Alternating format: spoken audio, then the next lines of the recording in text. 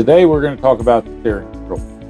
On the steering controls, we have a upper one that is for exit and enter.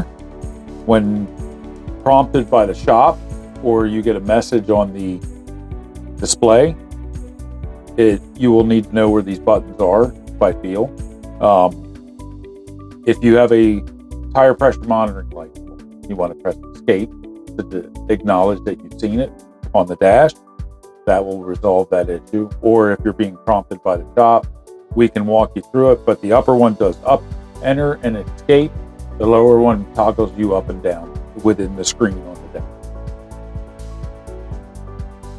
So in the instance you have a code and the shop is asking you to check and let us know what the code is, or if you want to know for your own confidence or knowledge, simply press the escape button once. It brings you to your list. Here you see gauges, fuel data, time and distance, vehicle messages. Press up or down. If I go down, I got to toggle through all these. And then you get to smaller print. If we're checking for codes, we're going to go down to diagnostics. We're going to pull up on the upper one. And then we're going to go view active faults. And then we select which computer we want to see. Engine ECU, say it's a check engine light. No faults. We can also view from this screen, go one back, we can view inactive faults. We hit enter. It asks for a password. This is no secret, it's all zeros. Keep hitting enter, and you see everything's been unlocked. We hit inactive faults. Notice we cannot see the engine. So let's say we want to see the after treatment, which does the emissions. No fault. So no current faults in this system. We'd say have a nice day and enjoy your trip. So we're going to cover the right hand buttons on the side of the steering wheel. This is actually for your radio. Pull up and you get volume up. Push down, you get volume down. And here is your seek button. If you pull it up, you get seek up or individual. One at a time, hold it, it'll do a seek. And push down, it'll seek down. So today we're covering the top of the steering wheel and the buttons that are on here. We have the Jake brake. The Jake brake is a mechanical brake where it actually shuts cylinders off. There's no harm in using it. It's actually recommended to use whenever you can. One cuts out one cylinder, two cuts out three cylinders. So when the cylinders are cut out, that means they're not contributing to power, they're actually using power. So when they're using power, that helps slow your vehicle down. Slow the engine down, slow the transmission down, slow your bus down. We also have on this side, we have the blind. One click for down and two clicks for up. You also have your left-hand blind for your driver in the same location. And then you have your cruise control. Cruise control must be armed from over here.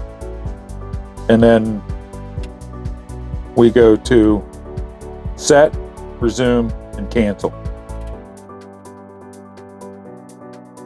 And then if you want to turn it off here, and then you can click resume.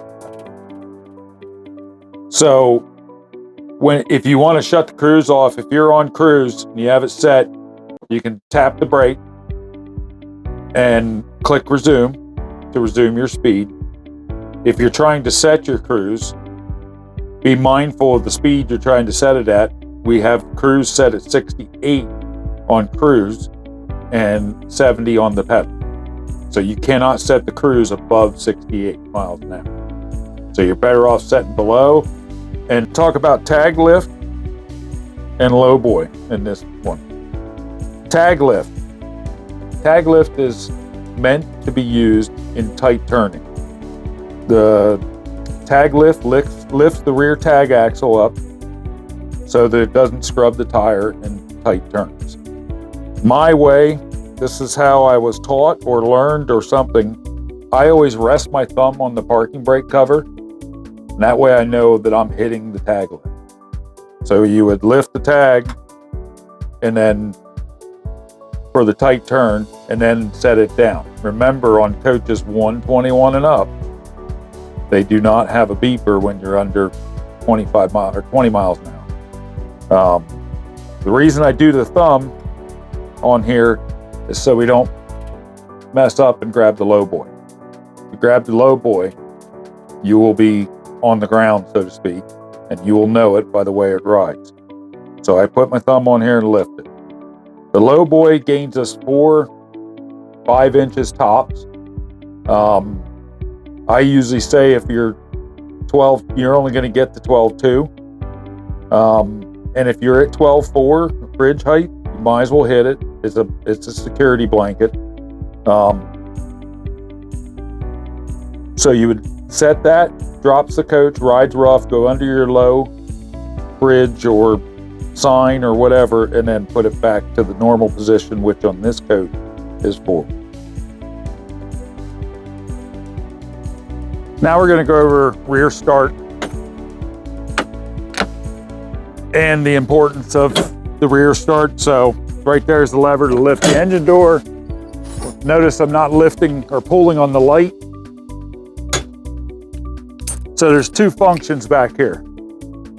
We have an emergency stop. When we push it, it will shut down the engine. So you twist and pull to set it back to normal. And then we have a start function. Push that, we can start the coach. Also, if you are the type of driver that likes to do his pre-trip and leave the door open to verify all his belts are running properly and true, when you're up front trying to start the coach, it will act like it's not starting. It's going to sound the backup alarm. I believe this is on 136 and up. It'll sound the backup alarm 3 times, and then it will start. That delay is usually about 10 seconds before the vehicle will start. If you come back here and notice something you don't like, you can push the emergency stop. Always remember to reset it though. Turn and pull. So now we're going to cover antifreeze. We have a couple different versions of antifreeze. 140 through 142 has a lower tank, holding tank for the antifreeze. The sight glass is located in the same spot, but it stays filled from the tank below, so you never have to add. When you get into 139 and down, there is no lower tank here.